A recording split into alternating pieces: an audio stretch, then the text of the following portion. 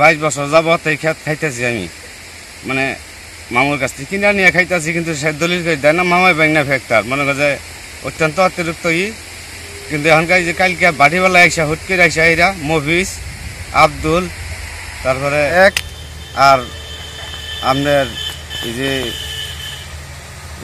নাম কি হাবেল, এই তারা ইয়া জোর দহলা ইয়া কালকে বাড়িওয়ালা সারাগুন আমার ক্ষয়ক্ষতি করে কয় আনুষ্ঠান কাইটা নিয়ে গেছে গা, কিছু থেকে গেছে আর সারাগুনাকে ধ্বংস করে থেকে গেছে ক্ষেতটা।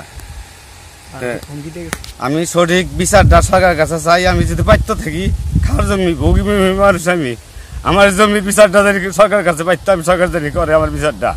বাগানের ক্ষয়ক্ষতি করছে এবং এই ন্যাক্কারমূলক কাজ যারা করছে তাদের সঠিক একটা বিচার চাই। এবং আমার বড় ভাই যার ক্ষেত, যার আনারস বাগানে এই ক্ষয়ক্ষতি করছে, তারও যেন সঠিক একটা বিচার হয়।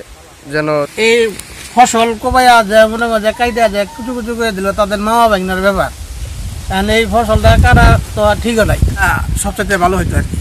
এই কাজ ঠিকও নাই, দেখার জন্য কাজ হয়েছে। 20-22 বছর ধরে আমার আব্বা আবাদ কেটে খায়, তার মামার কাছ থেকে কিনছে। আমরা ছোটোকাল দিয়ে দেখছি যে তারা কিনে নিছে।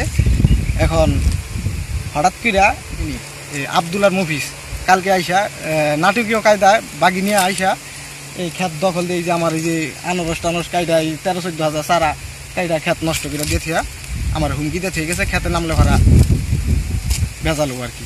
আর সরকারের কাছে সুস্থ বিচার আর তাদের দোষীদের শাস্তি কামনা করছি।